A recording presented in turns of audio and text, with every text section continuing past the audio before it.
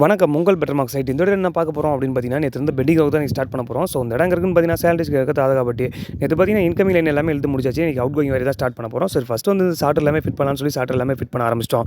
அதேமாதிரி ஸ்டெபிலைசர் வாங்கியிருக்காங்க. அந்த ஸ்டெபிலைசர் எல்லாமே ஃபிட் பண்ணணும். ஸோ இந்த ஸ்டெபிலைசர் எதுக்காக வருது அப்படின்னு பார்த்தீங்கன்னா, அந்த தறிக்கு மேலே வந்து ஒரு ப்ரோக்ராம் மிஷின் இருக்குது.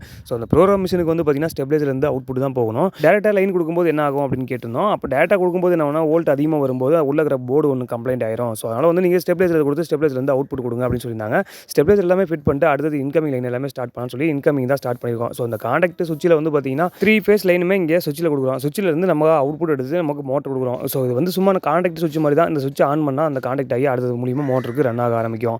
ஸோ மோட்டருக்கு வந்து பார்த்தீங்கன்னா எல்லாமே ஆர்ஒய்பி அப்படின்னு சொல்லி மார்க் பண்ணி அதுவும் ஆர்ஒய்பி கொடுத்துட்டோம். ஏன்னா ஆர்ஒய்பி கொஞ்சம் மிஸ் ஆச்சுன்னா அடுத்தது மோட்டர் வந்து ரிபேஸில் சுற்ற ஆரம்பிக்கும். ஸோ அதனால் வந்து பார்த்தீங்கன்னா ஆர்ஒய்பின்னு கரெக்டாக நம்ம கொடுத்துட்டோம்னா அது இன்னும் நமக்கு ஒர்க் இன்னும் சிம்பிளாகவே முடியும். இந்த தறி மிஷின்லாம் பார்த்தீங்கன்னா ஃபுல் அண்ட் ஃபுல் ஸ்டீலில் தான் இருக்குது. ஸோ ஸ்டீலில் இருக்கும்போது நம்ம வந்து எர்த்து வந்து ப்ராப்பராக இருக்கணும். இருந்தால் மட்டும்தான் பாடி ஆகாமல் இருக்கும். ஸோ அது மூலிமா நமக்கு இண்டக்ஷன் ஆகும். ஸோ அதனால் வந்து தனியாகவே நம்ம ஒரு 2.5 லைன் ஓட்டி அதுக்கு வந்து நம்ம எர்த்து மோட்டருக்கு கொடுக்குறோம். ஸோ மோட்டர்லேருந்து எல்லாமே கான்டாக்ட் ஆகி அந்த மிஷின் ஃபுல்லாகவே கான்டாக்ட் ஆக ஆரம்பிச்சிடும். ஸோ அதனால் எர்த்து நம்ம ப்ராப்பராக எப்போவுமே இருக்கணும். கிரவுண்ட் ஃப்ளோரில் பார்த்தீங்கன்னா மொத்தம் பட்டுத்தறியில் 12 மிஷின் வருது. ஸோ 12 மிஷினில் வந்து பார்த்தீங்கன்னா இப்போ 4 மிஷின் மட்டும் தான் அசம்பிள் பண்ணியிருக்காங்க. இந்த 4 மிஷினுக்கு லைன் கொடுங்க, மீதி இருக்கிற இந்த ரன் பண்ணிட்டு அடுத்த மிஷின் எல்லாமே ஃபிட் பண்ண ஆரம்பிக்கலாம் அப்படின்னு சொல்லி கேட்டிருந்தாங்க. ஸோ ஃபஸ்ட்டு இந்த மோட்டருக்கு எல்லாமே லைன் கொடுத்துட்டோம். கான்டாக்ட் சுவிட்சுக்கு லைன் கொடுத்தாச்சு.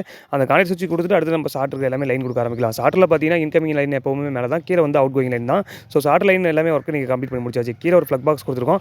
அது இங்கே ஒர்க் பண்ணுறவங்களுக்கு வந்து சார்ஜிங் யூஸ் பண்ணுறதுக்காக தான் அந்த ஃப்ளக் பாக்ஸ் கொடுத்துருக்கோம். இன்றைக்கி ஒர்க் எல்லாமே டோட்டலாகவே கம்ப்ளீட் பண்ணி முடிச்சிட்டோம். அதேமாதிரி தறி ஆன் பண்ணிட்டு ரிவர்ஸ் சுற்றுதா ஃபார்வர்டு சுற்றுதான்னு பார்த்தா கரெக்டாக தான் ரன் ஆகுது. ஸோ அந்த ஒர்க் எல்லாமே கம்ப்ளீட் பண்ணி முடிச்சு அந்த வீடியோ எப்படி பாருங்கள், மறக்காம கமெண்ட் பண்ணுங்கள். உங்கள் better mark side. Thank you friends.